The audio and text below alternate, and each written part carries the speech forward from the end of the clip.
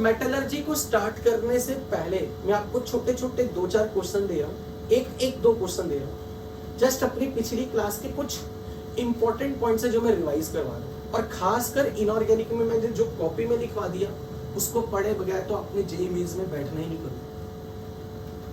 अपने class notes को बहुत अच्छे से करना, क्योंकि मैं बहुत कम लिखवाऊंगा, ज्यादातर सारी चीजें शीट वाली होंगी। जो लिखवाऊंगा वो आपके नोट्स में वो चीज होगी जिसमें से like almost very short question आना ही आ रहा है। लेट्स से फॉर एग्जांपल, कल हमने बॉक्साइट का फॉर्मूला किया था।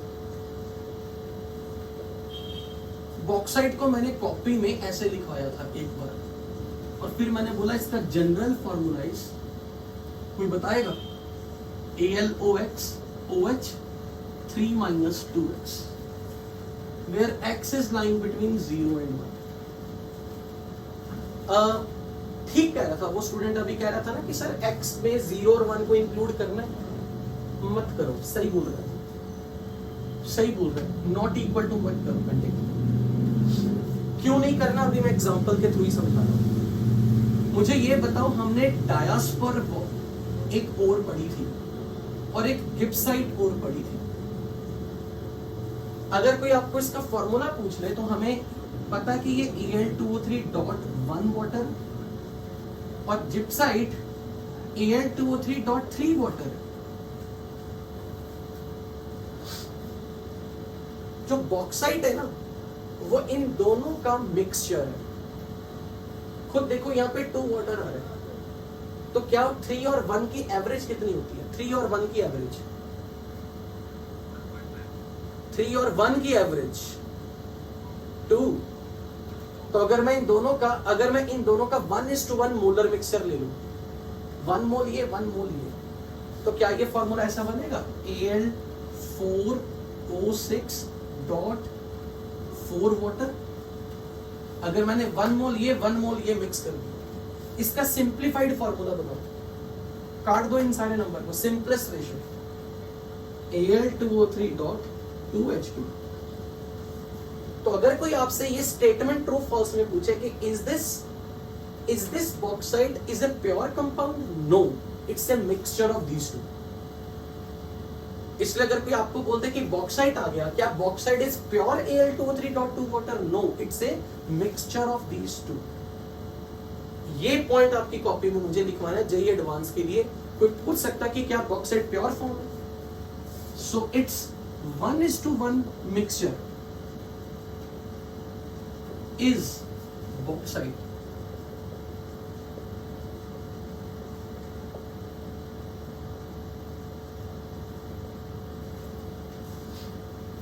Is this point clear to everybody? ये जो पॉइंट्स लिखवा रहा हूं ना, ये काम के कल को जब आपका 12th का सिलेबस खत्म हो जाना, उसके बाद आपके कोई डाउट्स नहीं होंगे, सिर्फ आपकी टेस्ट सीरीज चला करेगी, तब आपको मेरी ये वाली मेहनत समझ में आएगी। मान लो कोई ये कह दे कि यहाँ पर कल की तरह ही, अगर मैं आपको याद करा दूं, मैंने कहा था कि एक बार कल x को हाफ पुट करके देखो। कल ऐसी बात उठी थी जब मैं यहाँ पे जस्टिफाई कर रहा था कि इस फॉर्मूला में चार्ज कंजर्वेशन हो रही है। एक बार यहाँ पर x की वैल्यू हाफ पुट करके फॉर्मूला बताओ क्या आएगा। If we put x is half, AlO half OH whole twice. अगर मैं इसे 2 से मल्टीप्लाई कर दूं, लाइक सॉलिड स्टेट में जैसे हम न्यूमेरिकल करते हैं, जैसे मैं मान लो इसमें ये बोल दूं कि एक कंपाउंड का फॉर्मूला है PQ half R2, like P is aluminium, O is Q, OH is R। किसी सॉलिड के यूनिट सेल का कुछ ऐसा फॉर्मूला। अगर मैं इसको 2 से मल्टीप्लाई कर दूं, तो हम करते हैं ना न्यूमेरिकल में, जब हम न्यूमेरिकल करते थे तो कोई फ्रैक्शन में आ जाता था तो उसे होल नंबर बनाने के लिए सुटेबल नंबर से मल्टीप्लाई करते हैं ना। तो मान लो इसे मल्टीप्लाई कर देता हूं 2 से, तो ये क्या बनेगा? P2QR4। तो इस कंपाउंड का फॉर्मूला क्या बना? Al2O1OH4। अब देखो जरा, इस कंपाउंड को मैं ऐसे लिख दूं तो कुछ गलत है क्या? चेक करो, एल्यूमिनियम 2, ऑक्सीजन 4 और 1 5, 3 और 2 5, और हाइड्रोजन 4, 2 to the 4। बोलो क्या ये यही है? क्यों? ये चेक करो, यहां पर Al2O ऑक्सीजन 5 हो गए, 4 और 1 5, और यहां 2 और 3 5, hydrogen 4, 2 to the 4। This compound is nothing but this, which is this. इसलिए हम कह रहे हैं कि ये जनरल फॉर्मूला है। यानी कि जब भी आप बॉक्साइट, डायास्पोर, गिब्साइट कुछ भी करते हो, वो जनरल फॉर्मूलाज है बेसिकली इस फॉर्मूला के। This is the importance. अगर कोई कहते कि आप बॉक्साइट को ऐसे क्यों लिख रहे हो, मैं कहूंगा ये एक्चुअली में ये कंपाउंड है वेयर एक्स इज 0.5। अगर यहां पे कोई ये कह दे, जैसे अभी स्टूडेंट रहेगा, सर हम x की वैल्यू 0 या 1 ले सकते हैं। मान लेते हैं कि हम x की वैल्यू 1 ले लेते हैं, तो अगर मैंने x की वैल्यू 1 ले ली तो ये फॉर्मूला क्या बना? AlO1 OH 1। अब आप इस कंपाउंड में यहां इसे क्या लिखोगे? AlO2H। क्या मैं इसे किसी तरह Al2O3 डॉट वाटर की फॉर्म में रिप्रेजेंट कर सकता हूं? मान लो अगर मैं इसे 2 से मल्टीप्लाई कर दूं, क्योंकि मुझे Al2 ला रहा है, अगर मैंने इसे 2 से मल्टीप्लाई कर दिया तो ये बनेगा Al2O4H2। तो क्या ये कंपाउंड मैक्सिमम आप ऐसे लिख सकते हो? H2O O3। बोलो ये बना? Who is this? तो क्या डायास्पर इस फॉर्मूला में फिट बैठ रहे हैं? बताओ। तो अगर कोई ये कह दे कि diaspore is a special case of this, is it true? Diaspore is a special case of this. अच्छा, मुझे अपने आप बताओ, यहां पर मैं x की क्या वैल्यू रखूं ताकि ये फॉर्मूला आ जाए? किसी तरह अब मैं यहां पर x कितना रखूं कि ये फॉर्मूला बन जाए? चलो, x की वैल्यू किसी ने कहा, यहां पर हमने क्या पुट की थी? x की वैल्यू 1। चलो एक बार x को 0 रख दो, क्या बनेगा? बोलो। AlOH thrice. लेकिन मुझे तो Al2 के फॉर्म में लाना ना, तो मैं 2 से मल्टीप्लाई कर देता हूं। ये क्या बनेगा? Al2O6H6। क्या मैं इसे Al2O3 डॉट 3H2O लिख सकता हूं? तो अब ये बताओ, क्या ये इसका स्पेशल केस है? When x is 0, and is it special case of this? When x is, and these are pure one component, but bauxite, जिसको आप बॉक्साइट बोल रहे हो, वो इनका मिक्सचर है, और मिक्सचर के लिए आप x की वैल्यू 0 और 1 नहीं लोगे, क्योंकि मिक्सचर तब होगा जब कुछ हिस्सा इसका, कुछ इसका हिस्सा, यानी कि तब x की वैल्यू ना 0 होनी चाहिए ना 1 होनी चाहिए, 0 और 1 के बीच की होनी चाहिए। इसलिए एनसीईआरटी में उन्होंने इक्वालिटी नहीं डाली। शायद अब आपको ये रीजन क्लियर है कि इक्वालिटी क्यों नहीं आएगी। अगर इक्वालिटी कर दी, x की वैल्यू 0 और 1 ले ली, तो फिर pure this. Bauxite is not a pure component, it's a mixture of these to. और जब आप इन दोनों का मिक्सचर ले रहे हो तो आपको x की वैल्यू 0 और 1 नहीं मिली। Is this point clear to everybody? कहने को तो कोई कहेगा सर ये तो फॉर्मूले याद रखने रटने वाले काम है, पर उसमें आपको मैथमेटिक्स समझ में आ गई, तो हम इनऑर्गेनिक को इसी लहजे से लेके चले। Any doubt up to here? Okay,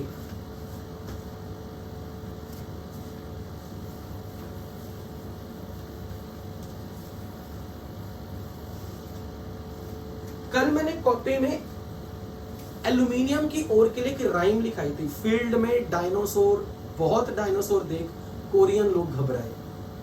एक बार वो ड्राइंग खोलो, उसमें हमने फेल्डस्पार की बात की थी। मैंने कहा था कि इसका फॉर्मूला इतना इंपॉर्टेंट नहीं है। इसका फॉर्मूला मैंने ये लिखवाया था, KAlSi3O8। हमेशा याद रखना कि ये जितने भी बड़े बड़े फॉर्मूले आते हैं ना, वो सिर्फ आपको डराने के लिए होते हैं, अपना इंटरेस्ट लूज में नहीं करना। इसमें बेसिकली बहुत अच्छी वाली केमिस्ट्री छुपी हुई है। अगर कभी कोई एस ब्लॉक के मेरे लेक्चर सुनेगा यूट्यूब पे, तो मैंने लास्ट लेक्चर में, जो कि मैंने 4 घंटे का रिकॉर्ड किया था, उसमें मैंने एक टॉपिक पढ़ा है सीमेंट। सीमेंट के टॉपिक में आपको उस लेक्चर में यह सुनने को मिलेगा कि सीमेंट के अंदर 3 चीजों का मिक्सचर होता है, एल्यूमिना, रेत और किसी मेटल का ऑक्साइड। सीमेंट के अंदर हमेशा ऑक्साइड्स के मिक्सचर है। सीमेंट की जो मजबूती होती है ना, वो रेत के कारण और इस एल्यूमिना के कारण है, क्योंकि ये जो कंपाउंड है ना, इसका नाम है प्योर स्टेट में, अगर ये प्योर हो, कोरंडम, कल किया भी था कहीं, कोरंडम। इट इज ऑलमोस्ट, मुझे एग्जैक्ट तो नहीं याद, शायद ये 3rd या 4th रैंकिंग पे आता है among all the hardest material in the world. आपने ये तो सुना ना कि diamond is very hard substance. Hardness के लेवल पे ना इसकी रैंकिंग वर्ल्ड वाइड जितने कंपाउंड, उनमें सेकंड, थर्ड, फोर्थ में रैंकिंग है इसकी। तो सीमेंट का अगर ये एक कंपोनेंट है, तो सीमेंट की जो मजबूती है वो सारी इसके कारण। रेत तो चलो है ही है, ये भी बहुत हार्ड मटेरियल है, but alumina is one of the very hard material. अगर आपको कभी ये सारी चीजें याद ना रहे, तो मैं मतलब मेरी हैबिट है, मैं इनऑर्गेनिक जब पढ़ाता हूं तो मैं इसको डेली लाइफ से रिलेट करके बताता हूं, ताकि कभी जब भूल भी जाओ तो याद आ जाते कि मैंने इस पे 2-4 मिनट वेस्ट किए। ये जो कंपाउंड है कोरंडम, ये ज्यादातर हमेशा ज्वेलरी में यूज होता है, स्टोन्स में यूज होता है, खासकर जो एस्ट्रोलॉजी करते हैं पंडित। आपने सुना वो लोगों को फिंगर में कभी बोलते हैं मोती पहन लो, कभी पन्ना पहन लो, कभी स्पायर पहन लो, कभी रूबी पहन लो, डिपेंडिंग ऑन प्लैनेटरी। इतना तो पता ना, एस्ट्रोलॉजी वाले कुछ स्टोन्स रेफर करते हैं। तो वो एक्चुअली में ये मटेरियल, ये स्टोन है। इसमें अगर मैं ट्रांजिशन मेटल्स के इंप्योरिटी ऐड कर दूं, तो सॉलिड स्टेट के इसके स्ट्रक्चर में डिफेक्ट्स जनरेट हो जाते हैं। अब तो आप जानते हो सॉलिड स्टेट में डिफेक्ट्स। तो एल्यूमिना का स्टोन में अगर मैं ट्रांजिशन मेटल की इंप्योरिटी जानबूझ के ऐड करूं, यानी कि डोपिंग, याद आया कुछ? Doping, so it will generate some defects in its structure. लेकिन ट्रांजिशन मेटल आयन की इंप्योरिटी क्यों? क्योंकि ट्रांजिशन मेटल आयंस का कोई ना कोई कलर होता है। तो अगर इसके अंदर मैं क्रोमियम की इंप्योरिटी डाल दूं, तो ये रेड कलर का स्टोन बन जाता है, जिसको रूबी स्टोन कहते हैं। अगर इसमें मैं आयरन, मैंगनीज की इंप्योरिटी डाल दूं, कोबाल्ट डाल दूं, तो ये शनि को प्रभावित करने वाला स्पायर बन जाता है। नीलम स्टोन सुना है ये नीलम। और अगर यहां पे मैं कोई और ट्रांजिशन मेटल आयन डाल दूंगा, तो इस स्टोन का कलर बदल जाएगा। तो शायद आपको इन चीजों से, इन कंपाउंड्स के नाम याद रखने में इनकी मदद मिलेगी, क्योंकि इनऑर्गेनिक में ये इंपॉर्टेंट नहीं होता क्यों ऐसा हुआ, जो इंफॉर्मेशन है वो रिटेन होनी चाहिए। तो जितनी बातें मैंने यहाँ पर एल्यूमिना कोरंडम के लिए बताई, ये सिर्फ इसलिए आपको बताई, एडिशनल इंफॉर्मेशन, ताकि आपको याद रह जाए कि इसकी इंपॉर्टेंस क्या है। This is one of the very important hard material stone. और अगर इसके सॉलिड स्ट्रक्चर में मैं डिफेक्ट्स जनरेट कर दूं by adding transition metal and impurity, तो इसके कलर्स आते हैं, अलग अलग कलर्स। और ये इस बार जेईई एडवांस में क्वेश्चन भी था, कोऑर्डिनेशन कंपाउंड की एप्लीकेशन में। जब अगर किसी को ध्यान हो तो मैंने आपके ग्रुप्स में पोस्ट किया था कि भाई शीट का लास्ट पार्ट जिसमें एप्लीकेशन ऑफ कोऑर्डिनेशन कंपाउंड, उसको जरूर पढ़ लेना, क्योंकि इस बार जेईई एडवांस का जो क्वेश्चन आया था लास्ट सेशन में, पहला क्वेश्चन यही था इस पे कि एल्यूमिना में कौन से मेटल आयन डालने से रेड कलर आएगा, कौन सी मेटल आयन की इंप्योरिटी डालने से ब्लू कलर आएगा। So chromium imparts red colour in this, iron manganese type, iron manganese cobalt imparts blue colour. So कहने का मतलब यह है कि इस स्टोन की अपनी इंपॉर्टेंस है, पर अगर आपने इसमें कोई इंप्योरिटी नहीं मिलाई तब भी ये जानदार है, ये स्टोन बहुत मजबूती वाला मटेरियल। अब क्वेश्चन ये कि अगर मैं इनका अलग अलग मोलर रेशो में मिक्सचर ले लूं ना, तो ऐसे गंदे गंदे फॉर्मूले बनते हैं जिनको देख के जनता डरती है। एक्चुअल में ये कंपाउंड क्या है, दिस इज पोटाशियम का ऑक्साइड, एल्यूमिनियम का ऑक्साइड और 6 मोल्स ऑफ SiO2। मान लो मैंने यहां पे लिया 12 मोल K2O Al2O3 12 सिलिका, क्योंकि जब भी हम सीमेंट बनाते हैं ना तो सिलिका के लिए साथ में X लगाते हैं, जैसे वाटर ऑफ क्रिस्टलाइजेशन करते हो कॉपर सल्फेट .5 वाटर। इसी तरह सीमेंट के अंदर क्या कोई भी कोई चट्टाने हैं, क्ले का नाम सुना, क्ले मिट्टी, क्ले जिससे स्टैचू बनते हैं, मूर्तियां, या बालू, बालू सुना, ये जितने भी ये मटेरियल है ना, ये सिलिकेट्स है। सिलिकेट्स में अकेला रेत नहीं होती, साथ में ये भी होता है, ऐसे मेटल ऑक्साइड कोई भी हो सकता है। तो एक्चुअल में ये जो कंपाउंड आपको दिख रहा है ये एक्चुअली इस फॉर्म में है। पोटाशियम ऑक्साइड का फॉर्मूला सबको आता है, एल्यूमिना का फॉर्मूला सबको आता है। तो अब आप मुझे ये बता सकते हो, अगर मुझे ये फॉर्मूला बनाना है यहाँ पे, तो अगर मैं इसको सिंप्लीफाई करके यहाँ पर x की वैल्यू कितनी रखूं ताकि ये फॉर्मूला सेटिस्फाई हो जाए। एक थॉट आती है कि Al2 और K2 है ना, तो अगर मैं इसको 2 से डिवाइड कर दूं, इसका मतलब अगर मैं इसे 6 ले लूं, 6, इस वक्त इसका पूरा फॉर्मूला क्या बनेगा, K2 Al2 Si6 O, बताओ कितने आएंगे, 16। अब इसको किससे डिवाइड करोगे, 2 से डिवाइड कर दूं तो ये बन जाएगा फॉर्मूला। तो आपको कभी भी ऐसे खतरनाक फॉर्मूला आ जाए, घबराना नहीं, ये सिर्फ आपको डराने के लिए, एक्चुअल में वो सिंप्लीफाइड फॉर्म है। सो दिस फेल्डस्पार में आपके नोट्स में आपको क्या याद होना चाहिए, पोटाशियम का oxide, alumina with X silica, X can be usually 6 से क्यों, ये मान के चलना जैसे आप 6 लिगेंड नहीं लगाते थे ऑक्टाइड्रल एनवायरनमेंट के लिए, ऑक्टाइड्रल ज्योमेट्री के लिए, आप मान के अपनी कॉपी में याद रखने का तरीका रखोगे कि SiO2 6 लेने का मतलब एक 6 लिगेंड ले रहे हैं। So it is actually A mixture of actually this compound, जिसका ये सिंप्लीफाइड वर्जन है, सिंप्लीफाइड तो नहीं बोलना चाहिए, डरावना वर्जन है, पर एक्चुअल में तो ये इसका असलियत है। तो शायद अब आपको इससे ये याद रह जाएगा। सेम इसी तरह से एक स्टोन आता है बेराइल, जिसपे जेईई एडवांस ने क्वेश्चन पूछा था। इसमें क्या होता है, सेम इसी तरीके से Al2O3 .6 SiO2 पर साथ में बेरिलियम ऑक्साइड 3, बेरिलियम का ऑक्साइड, एल्यूमिनियम का ऑक्साइड, फिर से सिलिका, मतलब ये metal oxide can be anything. तो अब अगर मुझे इसका कंबाइंड फॉर्मूला लिखना हो, मैं क्या लिखूंगा, Pe3 Al2 Si6 O, बताओ कितने, 12, 3 15 और 3 18। तो अगर आपके सामने बेराइल ऐसा लिखा है तो आपने घबराना नहीं है, आपने उसको सिंप्लीफाई फॉर्म में समझ लेना। कभी भी ऐसे डरावने फॉर्मूले आ जाए तो डरना नहीं है, इनकी सिंपलेस्ट फॉर्म आपको पता होनी चाहिए। मान लो मैंने आपके सामने कल एक और का नाम लिखा था, कोलिमेनंट, मैंने आपके सामने उसका फॉर्मूला ऐसे लिखा था Ca2B6O11.5। जहां भी कहीं ऐसे खतरनाक फॉर्मूले आ गए, एक्चुअली वो मोर देन 1 ऑक्साइड का मिक्सचर है। जैसे आपको पता है यहां पर ऑक्सीजन है, तो एल्यूमिनियम का भी ऑक्साइड, बेरिलियम का भी ऑक्साइड। तो अब यहां पे बताओ किस किस का ऑक्साइड होगा, कैल्शियम का और बोरॉन का।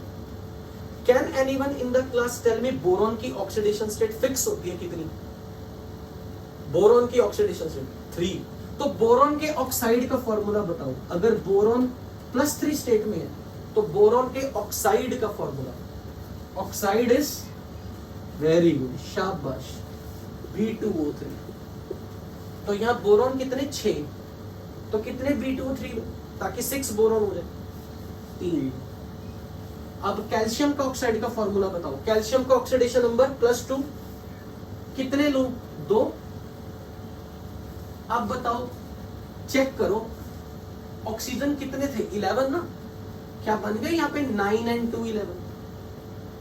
तो बेसिकली ये किसका मिक्सचर है, कैल्शियम ऑक्साइड एंड B2O3। और कैल्शियम ऑक्साइड का नाम आपने कभी सुना भी होगा, क्विक लाइम। तो ये क्विक लाइम और बोरिक ऑक्साइड का मिक्सचर है कोलिमेराइड, साथ में .5 वाटर। तो अगर आपको इन बड़े फॉर्मूलों को सिंप्लीफाई करना आ जाए ना, तो आपको कुछ भी मुश्किल नहीं लगेगा, आपको लगेगा ही नहीं कि आपको इनको याद करना। अगर आप ऐसे ही याद रख लोगे कि 2:3 रेशो में लाइम और बोरिक ऑक्साइड का मिक्सचर कोलिमेनाइट है, आपको कभी नहीं भूलेगा ये क्वेश्चन। अगर आपको ये याद हो गया कि बेराइल में बेरिलियम और एल्यूमिनियम ऑक्साइड का मिक्सचर है, यहां पर तो बहुत आसान है। डू यू नो बेरिलियम किसके साथ डायगोनल रिलेशनशिप बनाते हैं, एल्यूमिनियम। लिथियम का मैग्नीशियम के साथ होता है, लिथियम का डायगोनल रिलेशनशिप मैग्नीशियम के साथ है, बेरिलियम का डायगोनल रिलेशनशिप एल्यूमिनियम के साथ है। तो आपको इसी फॉर्म में ये याद हो जाएगा कि 3:1 रेशो में बेरिलियम और एल्यूमिनियम का ऑक्साइड ले लो, 1:1 रेशो में पोटेशियम और एल्यूमिनियम का ऑक्साइड ले लो। This is feldspar. तो आई थिंक आपको ये बड़े बड़े फॉर्मूले अब डरावने नहीं लगेंगे।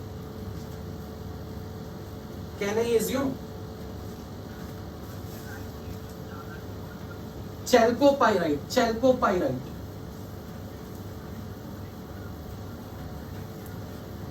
चैल्केनथाइड, वो ये है copper sulphate .5 water, blue vitriol जिसको कहते हो आप, ये है चैल्केनथाइड। जरूरत एक्चुअली इस पे कभी कोई क्वेश्चन ही नहीं आया, मैंने एक्चुअली राइम में सिर्फ वही रखे जिन पर कभी कभी क्वेश्चन बन सकता है या पूछा गया। ओके, तो ये सारी चीजें सिर्फ इसलिए मैंने बताया क्योंकि इससे थोड़ी बहुत इनऑर्गेनिक इंटरेस्टिंग लगती है। लगता है कि यार इतने बड़े फॉर्मूले देके फालतू में डरा रहे हैं, है तो वो सिंपल सी चीज। ये सिंपल सी चीज लगी भी है या मुश्किल ही लगी है तुम लोगों को?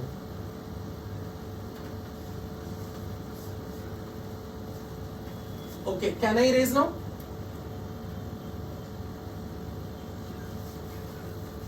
अब आ जाओ अपने मेन टॉपिक पर। मैं इनऑर्गेनिक जब पढ़ाता हूं, मैं बहुत ज्यादा सारी एक्स्ट्रा क्लासेस लेता हूं, ये ध्यान रखना। ओके, सो कल हम लोगों ने ये कर लिए थे कि ओर्स की लिस्ट कर ली थी। आज हम जो सीखने वाले हैं मेटलर्जी, हमने इस चैप्टर में मेटलर्जी में कुछ एक्सट्रैक्शंस पढ़ लिए। Extractions of different metal, extraction of iron, copper, zinc, aluminium, lead, tin, magnesium. इन सबकी एक्सट्रैक्शन करने का मतलब है हमारा चैप्टर कंप्लीट हो गया। पर इन सारी एक्सट्रैक्शंस में कुछ स्टेप्स कॉमन है। वो कॉमन स्टेप कौन से, वो मैं अब यहां समझाने लगा। Common steps involved in the metallurgy, in the metallurgical extraction of different metals.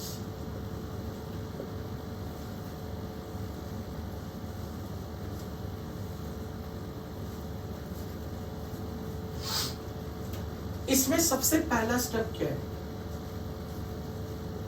Pulverisation of the ओर।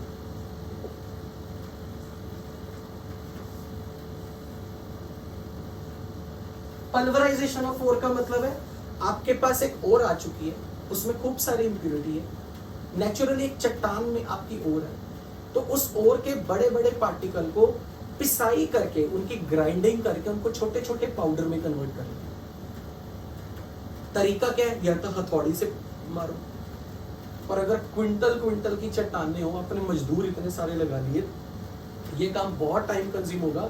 भारी भारी चट्टानों को हथौड़े से मारना, तो उनको चूरा पूरा पाउडर बनाना। उनकी क्रशिंग ग्राइंडिंग करनी है, तो उसके लिए मिल्स की हेल्प ली जाती है। तो हम दो तरह की मिल्स आपको पता होना चाहिए, ball mills and stamp mills. आपको कोई नहीं पूछने वाला मिल्स क्या होती है, पर मैं जो लिखवाने वाला हूं ना उसमें ये वर्ड यूज करूंगा कि ore is crushed and grinded into fine powder. This is the first step, but how will you do it? With the help of ball mill and stamp mill. अब जब मैंने ये वर्ड आपके सामने ball मिल stamp मिल रखा है ना, तो आज अगर आपको याद हो तो मैंने अराउंड दोपहर में आपको मैसेज डाला था कि मेरा टेलीग्राम ग्रुप ज्वाइन करो। सब के सब टेलीग्राम ग्रुप ज्वाइन करेंगे अब से। मैंने उसमें ना आपको जितने भी मेटलर्जी है, जिन शब्द जिन वर्ड्स को लेके बच्चे रटते हैं, मैं ये चाहता हूं कि आप उनकी एक एक मिनट की वीडियो क्लिपिंग देखोगे तो आपको याद नहीं, रटना नहीं पड़ेगा, आपको लगेगा माइंड में स्टोर हो जाएगी। मैंने उसमें एक मिनट की क्लिपिंग डाली, बॉल मिल कैसी होती है, स्टैंप मिल कैसी होती है। अब मैं आपके सामने सिंपल एग्जांपल दे रहा हूं। मान लो मेरे सामने एक ना पत्थर पड़ा हुआ और मुझे उसको पाउडर में क्रश करना है, तो मैं एक तरीका ये उसके ऊपर जंप मार के इसको तोड़ू। एक पत्थर के ऊपर खड़े होकर जोर जोर से जंप मारना, उसे तोड़ना है। तो ये काम हम अपनी हड्डियों से नहीं करने वाले। अगर एक मशीन हो जिसकी दो टांगे हो, मशीन की दो टांगे और नीचे पत्थर हो और वो मशीन ठक ठक ठक ठक मारे उसे, तो जैसे एक पैर ऊपर किया, एक पैर नीचे किया, एक पैर ऊपर किया, एक पैर नीचे किया और जोर जोर से मारना है। ये काम कुछ ऐसा होता है स्टैंप मिल में। इसका क्लिपिंग जरूर देखना, मैंने टेलीग्राम ग्रुप में लिंक शेयर किया। हाँ, और उसमें एक बॉल मिल है। बॉल मिल में क्या होता है कि एक सिलेंडर वाली बहुत सारी हॉरिजॉन्टल से एक ट्यूब है, इसमें ना खूब सारे बॉल्स हैं और इसको घुमाया जाता है ऐसे। कभी आपने वो सड़क पे सीमेंट जब बना रहे होते हैं तो एक ड्रम सा देखा, जो ड्रम घूमता है, तो कुछ उस टाइप का एक हॉरिजॉन्टल एक्सिस पे, इस एक्सिस पर एक बहुत बड़ी सारी टैंकर को घुमाते, इसके अंदर बड़े बड़े भारी भारी बॉल्स हैं। और जब आप हाई स्पीड से इसे घुमाते हो ना, तो इसके एक आउटलेट होता है जहां से हम और ऐड करते हैं बड़े बड़े पार्टिकल। जब वो अंदर जाते हैं और इसको घुमाया जाता है, तो ये बॉल्स घूम रहे हैं जोर जोर से। उनके बीच में जहां और का पार्टिकल आता है, वो दो बॉल्स के बीच में से पिस जाता है। बेसिकली हम क्या कर रहे हैं, प्रिंसिपल क्या है, और के पार्टिकल पे जोर से बॉल मारनी है। तो वो बॉल मारेगा कौन? बॉल के ऊपर हाई एनर्जी चाहिए, तो इस सिलेंडर को घुमाया जाता है। इसके अंदर बड़े बड़े शॉर्टपुट देखा, शॉर्टपुट वाले बॉल टाइप ऐसे समझ लो, बल्कि हैवी, और उनको हाई वेलोसिटी से हमने से रोटेट करना। तो बॉल अंदर जहां गिरेंगे ना, जंप मारेंगे, उनके बीच में और पार्टिकल डालते जाना है। और पार्टिकल जहां दो बॉल्स के बीच में आएगा वो पिस जाएगा। सो इस तरीके से हम और की क्रशिंग ग्राइंडिंग करेंगे। ये पहला स्टेप है। This is called pulverisation. So here you will simply write out ore is crushed or grinded by using ball mills or stamp mills into fine coarse material। Coarse समझते हो? Coarse word का मतलब बारीक चूरा पूरा, जिसके अंदर होल्स हो। सो जब आप किसी चीज को बहुत चूरा पूरा पाउडर फॉर्म में कर देते हो, उसमें ऑटोमेटिकली होल्स बनते हैं। Second step, beneficiation of the ore. Beneficiation of the ore में क्या किया जाता है? आपने बड़ी सारी चट्टान में को बॉल मिल या स्टैंप मिल से तोड़ तोड़ के पाउडर बना के चूरा कर दिया, पर वो प्योर ओर नहीं है, उसमें खूब सारी इंप्योरिटी है, गैंग। तो जो नॉर्मल गैंग है, लाइक मिट्टी, रेत, बजरी, बालू, कांच, पत्थर, कुछ भी है, हम उनको किसी तरीके से अपनी ओर से अलग करेंगे ताकि हमारे मिक्सचर में इंप्योरिटी की मात्रा घट जाए और हमारे मिक्सचर का मेजर अमाउंट हमारी ओर हो। इससे इसे हम बोलते हैं ओर की कंसंट्रेशन बढ़ गई। क्योंकि अगर किसी मिक्सचर में ओर प्लस इंप्योरिटी है, ये एक मिक्सचर है, अगर ओर के ए मोल्स हैं और इंप्योरिटी के बी मोल्स हैं, तो मुझे ये बताओ, अगर इस बी नंबर को मैं छोटा करता जाऊं तो उसके रिस्पेक्ट में ऑटोमेटिकली ए बड़ा हो जाएगा। तो मुझे ये बताओ मोल फ्रैक्शन ऑफ ओर बढ़ेगा या घटेगा? Mole fraction of ore is moles of A upon A plus B. अगर मैं इंप्योरिटी की मात्रा कम कर दूं किसी तरीके से, इंप्योरिटी बी नंबर छोटा कर दूं, तो what will happen to mole fraction of ore? तो इसको मैं बोलूंगा कि ओर की कंसंट्रेशन बढ़ गई, यानी कि ओर को मैं प्योरीफाई कर रहा हूं। पर ओर को प्योरीफाई कर रहा हूं, मेटल नहीं अभी मिली, हमें मेटल तक पहुंचना है। So what is the beneficiation of ore? To increase concentration of ore by removing gangue or impurity from it, called concentration of the ore or benefaction of the ore. इसके लिए ये अपने आप में ये 4 तरीकों से होता है। वो चारों मेथड हमारा अगला टॉपिक बनेंगे। पर मान लो आपने ये कर दिया किसी तरह से, आपने अपनी ओर को इंप्योरिटी से अलग कर दिया, तो हम अब केमिस्ट्री का अब यूज करेंगे। केमिस्ट्री के इस फैक्ट का यूज करेंगे कि अगर carbonate, sulphate, phosphate, nitrate, oxalate, अगर कोई भी एनायन ऐसा है जिसमें ऑक्सीजन है, अगर आप किसी भी कंपाउंड में अगर आपके एनायन ये वाले हैं और अगर आप इनको हीट करते हो हाई टेम्परेचर पे, can anyone in the class tell me, s block के अगर किसी ने मेरे लेक्चर कभी गलती से भी सुन लिए हो, मैंने उसमें ये बताया कि जितने भी कंपाउंड को आप हीट करते हो ना, ऐसे ये डीकंपोज करके फाइनली कुछ बनाते हैं, एक ही चीज फाइनली। वेरी गुड, शाबाश, very good, metal oxide. Finally हम उसे ऑक्साइड में लेके जाते हैं। ये हमारा तीसरा स्टेप है। अगर आपकी ओर में कुछ भी ये एनायन है, carbonate, phosphate, nitrate, oxalate, if you heated them at high temperature, we finally convert them into metal oxide. So third step is conversion of the ore into oxide form. और इसके लिए हम आने वाले टाइम में 2 step सीखेंगे. यहां पर हम 2 चीजें सीखेंगे, 3 चीजें सीखेंगे. Calcination, roasting and smelting. शायद इसमें से आपने ये 2 नाम सुने होंगे 9वीं 10वीं में, कैल्सिनेशन एंड रोस्टिंग. ओर को ऑक्साइड फॉर्म में लाना. फॉर एग्जांपल मैं याद करा दूं सिंपल, लाइक CaCO3 को हीट किया. बता सकते हो लाइमस्टोन को हीट करने से कौन सी गैस निकलेगी? CO2 गैस निकल जाएगी, तो कैल्शियम ऑक्साइड बन गया. तो कुछ ऐसा ही करना, ओर को किसी तरह ऑक्साइड फॉर्म में लाना. अगर आप ओर को ऑक्साइड फॉर्म में ले आए, फाइनली आपके पास मान लो कैल्शियम ऑक्साइड है. इन जनरल आपके पास 4th स्टेप में मेटल ऑक्साइड है.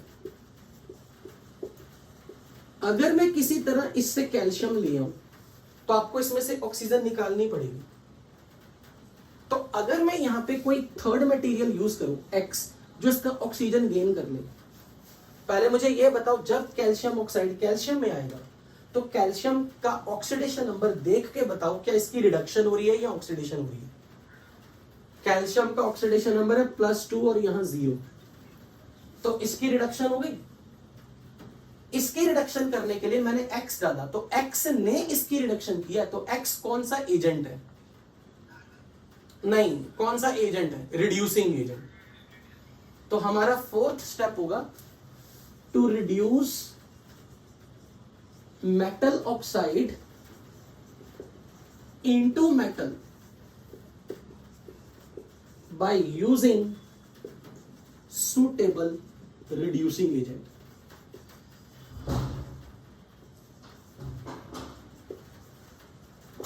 ये आपके सामने मैंने एक एक स्टेप दिखाया ना, एक एक स्टेप. ये अपने आप में एक एक लेक्चर है, एक लेक्चर एक लेक्चर एक लेक्चर अपने अपने आप में. 5वां हमने यहां से भले मेटल ऑक्साइड से मेटल ले ली, पर ये मेटल हमें प्योर फॉर्म में कभी नहीं मिलेगी, इसको हमें प्योर करना पड़ेगा। इसके साथ भी इंप्यूरिटीज है। हो सकता है ये आपको 95% प्योर मिले, पर मुझे 100% प्योर बनाना हो तो सारी उम्र लग जाएगी, कभी नहीं अचीव कर सकता। मैं इसको जितना मर्जी प्योर कर लूं टेक्निक्स, डिफरेंट टेक्निक से 99.5%, 99.6%, 99.8% तक मैक्स टू मैक्स इतना प्योर कर सकता हूं। तो फाइनली जब आपके पास मेटल आ गई, इस मेटल की purification of the metal is called refining of the metal.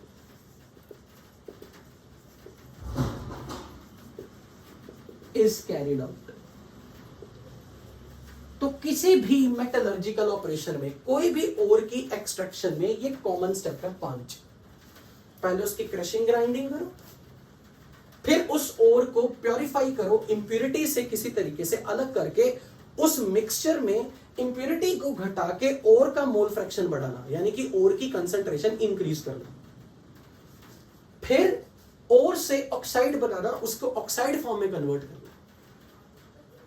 ओर को अगर ऑक्साइड फॉर्म में कन्वर्ट करना है, उसके लिए सूटेबल टेक्निक्स यूज करो। और ऑक्साइड में क्यों कन्वर्ट करना है? क्योंकि oxides are one of the most easy, oxides are the most easiest substance which can be reduced to metal. कोई ये भी कह सकता है कि यहां सल्फाइड हो जाए, तो नहीं, sulphides are very difficult to reduce. Sulphides की रिडक्शन करना इज वेरी डिफिकल्ट टास्क, इसलिए ऑक्साइड फॉर्म में ही किसी तरह लेके आना। सो जितनी भी ज्यादातर हमारी ओर्स में carbonate, sulphate, phosphate, nitrate, oxalate कुछ भी होगा, उनको किसी तरह हीट करके ऑक्साइड बनवा दो। ऑक्साइड से मेटल अचीव करो रिड्यूसिंग एजेंट का यूज करके। और कौन कौन से रिड्यूसिंग एजेंट है वो हम सब इस चैप्टर में पढ़ेंगे। और फाइनली मेटल आपके पास आ गए तो वो प्योर नहीं है, उसके बाद उसको प्योर करने के तरीके डिफरेंट डिफरेंट वेज पढ़ने हैं। That is called refining of the metal. So इस तरीके से हमारे पूरे चैप्टर की सारी जितने भी एलिमेंट्स की लिस्ट मैंने लिखी, इन सबके एक्सट्रैक्शन में ये सारे कॉमन स्टेप्स। अब मैं सिखाने लगा बेनिफिक्शन ऑफ द ओर।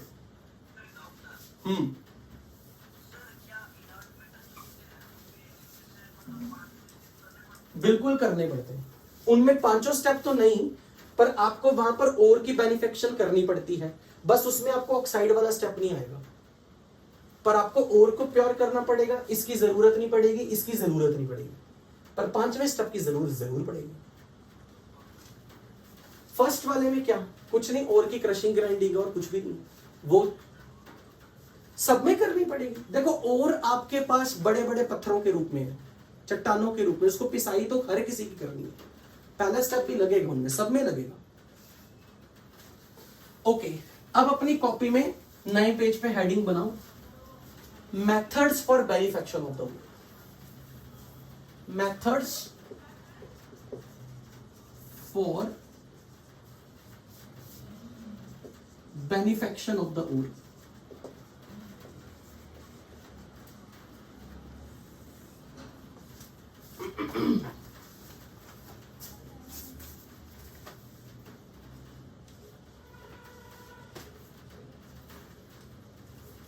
सो यहां पे हम 4 मेथड्स पढ़ने वाले हैं।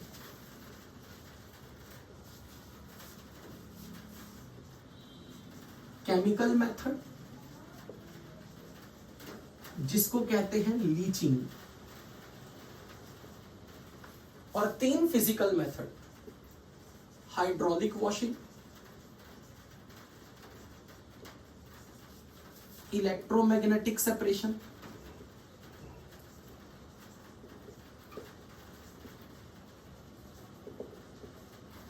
Froth flotation method.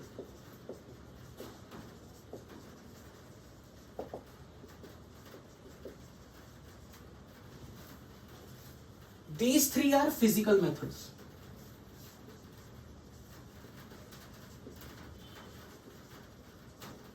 This is chemical method. यहां पर क्या प्रिंसिपल यूज किया जाता है?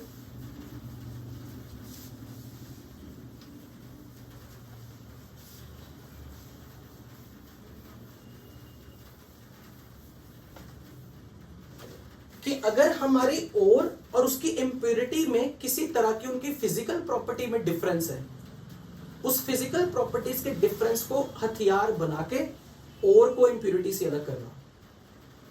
फॉर एग्जाम्पल, अगर मैं इस मेथड की बात करूं तो यहां हम ओर और इम्प्योरिटी में डेंसिटी के डिफरेंस को अपना हथियार बनाते हैं as a principle to separate them. Suppose impurity हल्की है पर ओर भारी है, या ओर हल्की है पर इम्प्योरिटी भारी है, तो based on the difference in density, using the principle, which principle?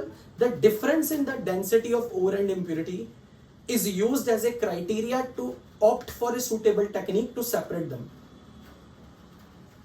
अगर ore मैग्नेटिक है पर impurity नॉन मैग्नेटिक है, या impurity मैग्नेटिक है ore नॉन मैग्नेटिक है, तो उनकी मैग्नेटिक नेचर के डिफरेंसेस को अपना हथियार बना के हम लोग ore को impurity से अलग करेंगे, then it is electromagnetic separation. अगर आपके पास ओर और इम्प्योरिटी में डिफरेंस इन सॉल्युबिलिटी हो गया, like ore is soluble in water but impurity is insoluble in water, और impurity is water soluble but ore is water insoluble, तो सॉल्युबिलिटी के difference को अपना माध्यम बना के आपने अगर ओर और इम्प्योरिटी को सेपरेट किया, that is fourth rotation method. Chemical method में हम क्या कर रहे हैं, एक केमिकल से पूरी ओर को, ओर और इम्प्योरिटी को ट्रीट करेंगे, पर वो केमिकल किसी एक को गला देगा, इम्प्योरिटी को गला दे या ओर को गला दे, या यूं कह लो एक सूटेबल केमिकल से पूरे ओर और इम्प्योरिटी की रिएक्शन करवानी है, तो केमिकल रिएक्टिविटी का बेसिस पे कि इम्प्योरिटी उस केमिकल से रिएक्ट कर गई पर ओर रिएक्ट नहीं हुई, या ओर रिएक्ट कर गई पर इम्प्योरिटी रिएक्ट नहीं हुई। तो अगर ओर और इम्प्योरिटी में किसी ना किसी तरह का डिफरेंस है, अगर वो फिजिकल प्रॉपर्टीज का डिफरेंस है, these three methods are used. अगर केमिकल प्रॉपर्टी का डिफरेंस है, use this method. So first I am going to explain you what is hydraulic washing. Hydraulic washing को हेडिंग बना के आप यहां लिखोगे हाइड्रोलिक वॉशिंग मेथड का नया नाम लेविगेशन मेथड,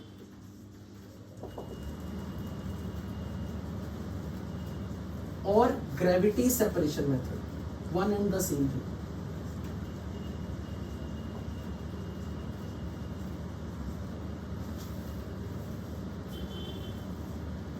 इसमें क्या किया जाता है, सपोज मैं आपके सामने ड्राइंग बना रहा हूं, वो ड्राइंग आपकी मर्जी है आपको ड्रॉ करनी है या नहीं, that's optional.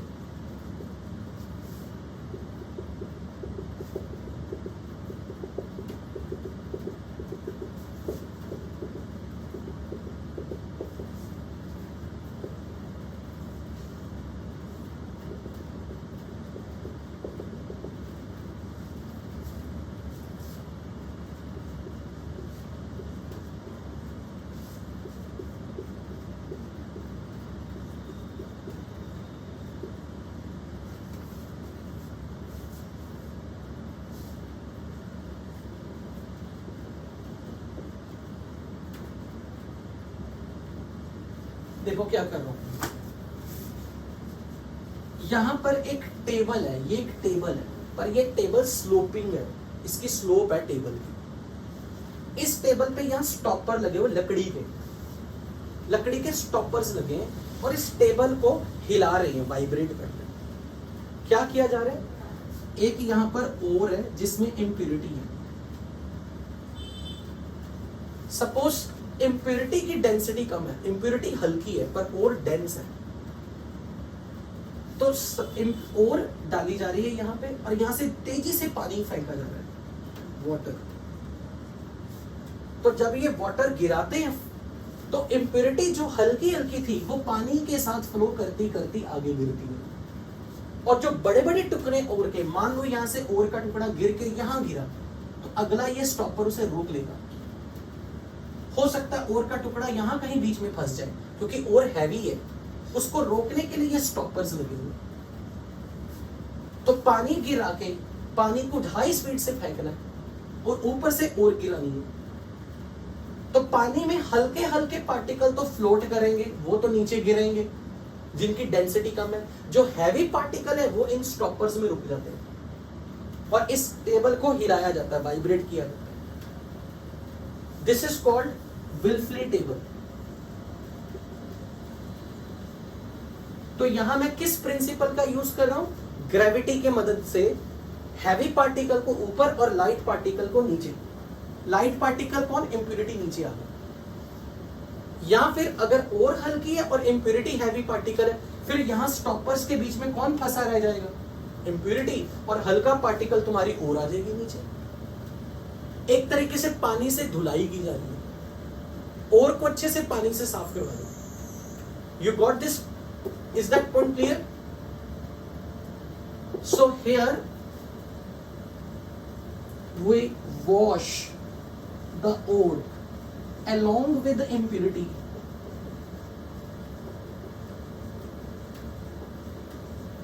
using high speed water on Wilfley table.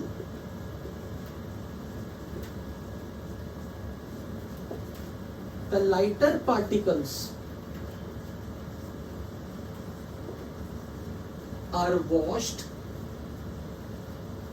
with water and float down in a container kept at a bottom.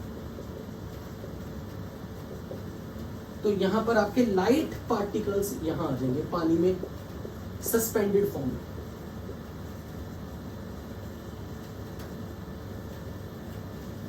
और जो हैवी पार्टिकल है, चाहे वो ओर के हैं या इंप्यूरिटी के हैं, they are blocked over here. So heavier particle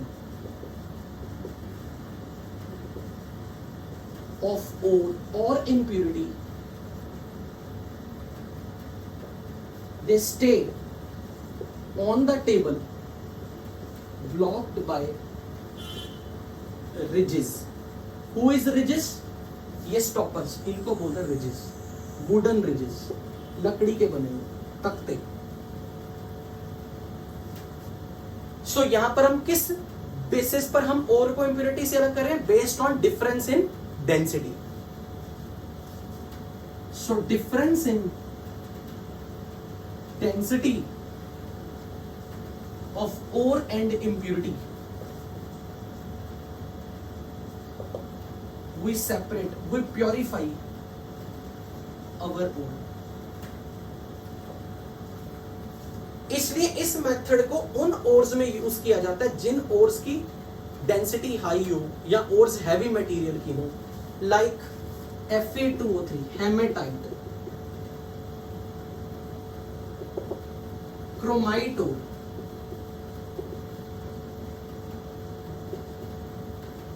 lead carbonate. याद है किसी को इसका नाम? कल किया था।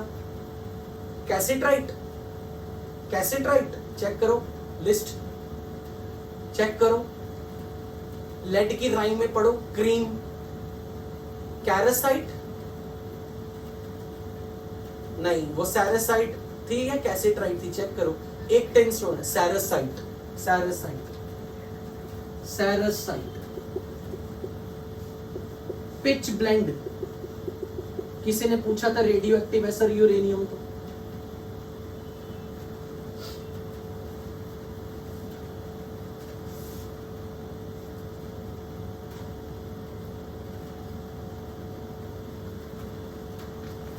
इन ओर्स की प्योरिफिकेशन में हम इनको यूज करते हैं।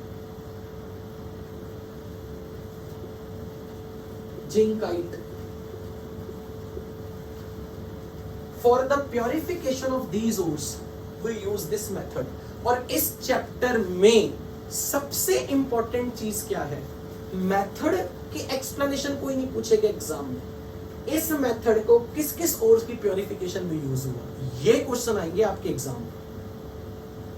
इसलिए इस चैप्टर में अगर मार्क्स लेने हैं ना, तो हमेशा ध्यान रखना मेथड से ज्यादा इंपॉर्टेंट है कौन से एग्जाम्पल मैंने यहां नोट डाउन करवाए कि ये मेथड किस किस और में यूटिलाइज कर सकते हो आप। तो ऐसे तो हर मेथड में कुछ ना कुछ एग्जाम्पल आएंगे, तो ये मेरी स्ट्रेंथ है, मेरी स्किल है। मैं चैप्टर के अंत में जैसे आपको फिजिकल में फॉर्मूला शीट दे देता था, मैं यहाँ पर राइम्स की लिस्ट दूंगा और ये मैं गारंटी दूंगा उस राइम से ही सवाल आएगा, लिखवा लेना। तो मैं अभी आपको यहाँ राइम्स दे रहा हूं, फिर जब मैं चैप्टर खत्म करूंगा मैं कहूंगा चलो एक पेज खोलो, सारी राइम्स की लिस्ट बनाते हैं। जिस दिन आपका जब भी कभी आप एग्जाम में जेई मेंस की अटेम्प्ट के बाद जेई एडवांस में जा रहे होगे, आपको अगर चैप्टर को आधे घंटे में रिवाइज कर रहे हैं, मैं कहूंगा सिर्फ मेरी राइम रिवाइज कर लो, आपका क्वेश्चन पता। तो अब यहाँ पे मैं राइम दे रहा हूं आपको, क्या राइम का यूज होगा ये मेन इंपॉर्टेंट है। राइम याद होगी पर भूल गए वहां पे लगानी कब है। आपको अगर क्वेश्चन आ गया hydraulic washing navigation method gravity separation is used for purification of ore of which element, तो वहां पर आप ये राइम याद रखोगे, यूं पब में करीना टुन होकर फिसली।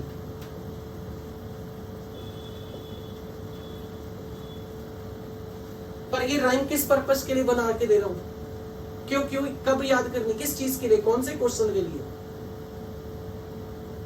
Hydraulic washing navigation method gravity separation method is used to purify ore of which. यहां पर यू का मतलब यूरेनियम की ओर, यूरेनियम से यू। पब, पब मतलब लेड की ओर।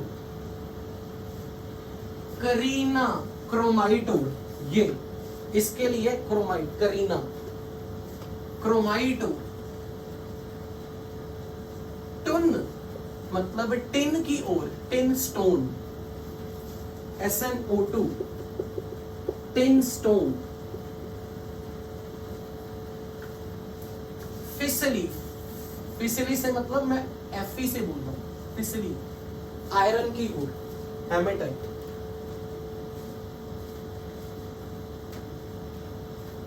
यूं पब में करीना टन होकर फिसली।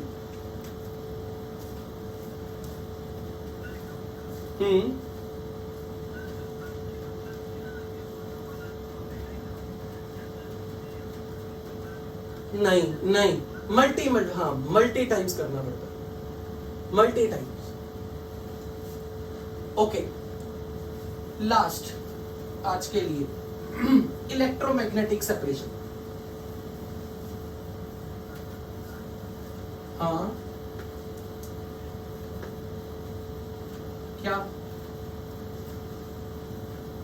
वो यूरेनियम, क्या हाँ यूरेनियम, यूरेनियम की ओर की प्योरिफिकेशन आप में यूज कर सकते हो ये स्टेप। इलेक्ट्रोमैग्नेटिक सेपरेशन में क्या करना है, एक बेल्ट है, इस बेल्ट के ऊपर रोलर लगे हुए, लेकिन ये वाली साइड पर जो रोलर लगा है ये मैग्नेटिक रोलर है और ये नॉन मैग्नेटिक रोलर है।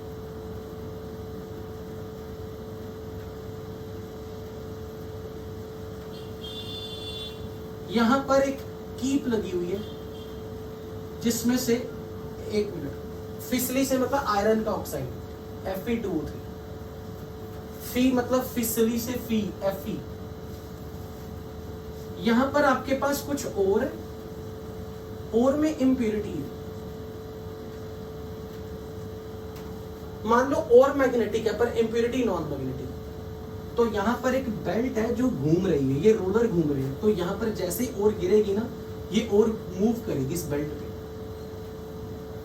फिर ये बेल्ट घूम के वापस आएगी, तो ये चली जा रही है लगातार, बेल्ट रोटेट कर रही है ये बेल्ट, और ये रोलर घूम रहे। तो यहां पर जो मैग्नेटिक ओर है, मैग्नेटिक रोलर है, ये ओर के अंदर और इंप्योरिटी में जो चीज मैग्नेटिक होगा उसको अट्रैक्ट करके गिराएगा, अलग ढेर बनाएगा, और नॉन मैग्नेटिक का अलग ढेर बनेगा। दो तरह के ढेर बनेंगे। मैग्नेटिक वाले पार्टिकल्स अट्रैक्ट होंगे, पीछे की तरफ गिरेंगे, और नॉन मैग्नेटिक पार्टिकल्स दूर गिरेंगे। So you will in this way separate your impurity. Non-magnetic material can be separated from magnetic material.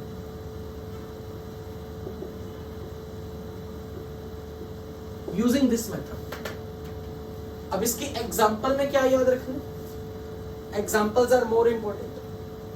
For example tin stone, ये ओर है, ये नॉन मैग्नेटिक है, पर इसमें इंप्योरिटी के तौर पे आयरन टंगस्टेट और मैंगनीज टंगस्टेट है. This is called wolframite. ये इतना इंपॉर्टेंट नहीं है, बस आपको इतना याद हो टिन स्टोन की ओर को सैरसाइट, सॉरी कैसाइट्राइट, इसका कॉमन नेम था कैसेट्राइट, ओर को, नॉन मैग्नेटिक ओर को मैग्नेटिक इंप्योरिटी से सेपरेट करने के लिए इस मेथड का यूज होगा.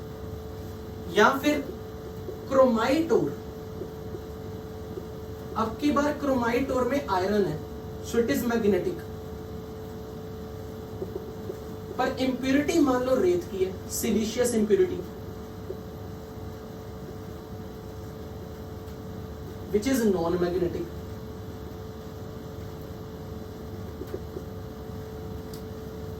तो अगर आपको यहां पर आपने क्रोमाइट ओर डाल दी, तो क्रोमाइट ओर और रेत जब गिरेंगे इस बेल्ट पे, मूव करते करते आगे आएंगे, तो क्रोमाइट ओर का पीछे ढेर लग जाएगा, रेत अलग हो जाएगी. टिन स्टोन आगे गिर जाएगा, वोल्फ्रामाइट पीछे हो जाएगा. तो वोल्फ्रामाइट में आयरन टंगस्टेट, मैंगनीज टंगस्टेट की इंप्योरिटी है, टिन स्टोन आपकी मेन है. सो नॉन मैग्नेटिक ओर और मैग्नेटिक इंप्योरिटी, या फिर मैग्नेटिक ओर और non magnetic impurity. So then you will use electromagnetic separation technique. तो आज के लिए हम इतना ही कर रहे हैं. नेक्स्ट क्लास में हम इन दो मेथड को देखेंगे. ये मेथड हमारे जेई एडवांस के लिए ये दोनों इंपॉर्टेंट है. और इस बार जेई मेंस की जो 2 अटेम्प्ट्स हो चुकी है, दोनों अटेम्प्ट्स में इसका क्वेश्चन आया, दोनों अटेम्प्ट्स में. Leaching is very very important. तो यहां पे जाके, हाँ जी,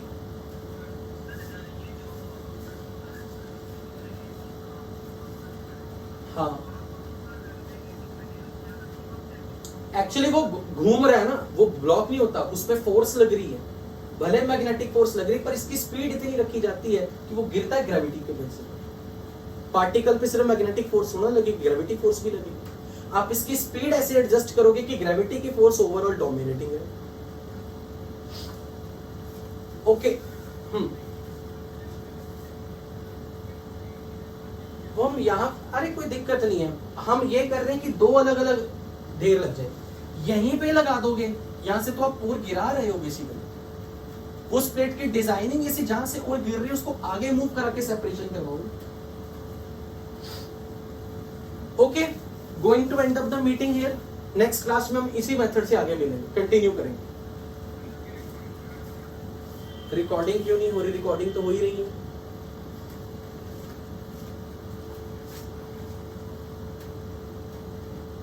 इंप्योरिटी है टिन स्टोन में, इंप्योरिटी मैग्नेटिक इंप्योरिटी है, आयरन टंगस्टेट और मैंगनीज टंगस्टेट. SnO2 ओर है जिसको प्योरीफाई किया जा रहा है, तो मैग्नेटिक इंप्योरिटी का अलग ढेर लग जाएगा, SnO2 का अलग ढेर लग जाएगा. ओके बच्चों, going to end of the meeting. Next class है मेरी भी फिर. हाँ, पूछो जल्दी.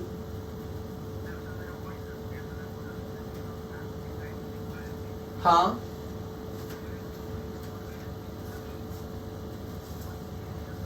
उनके यूजुअली ऑक्साइड ओर्स के लिए, oxide ores, carbonate ores, which are having heavy density. तो फिलहाल मतलब आपको इतना पता होना चाहिए कि इन एलिमेंट, अगर आपको, हाँ मैग्नेटाइट आगे आप यूज कर सकते हो, बिल्कुल कर सकते हो, मैग्नेटाइट यूज करो. लेड ऑक्साइड आ जाए तब आप यूज करो. मेन आपको ये पता होना चाहिए कि लेड, यूरेनियम, आयरन, टिन की एक्सट्रैक्शन में हम इसे यूज करने वाले. ठीक है. ओके बच्चों, थैंक यू.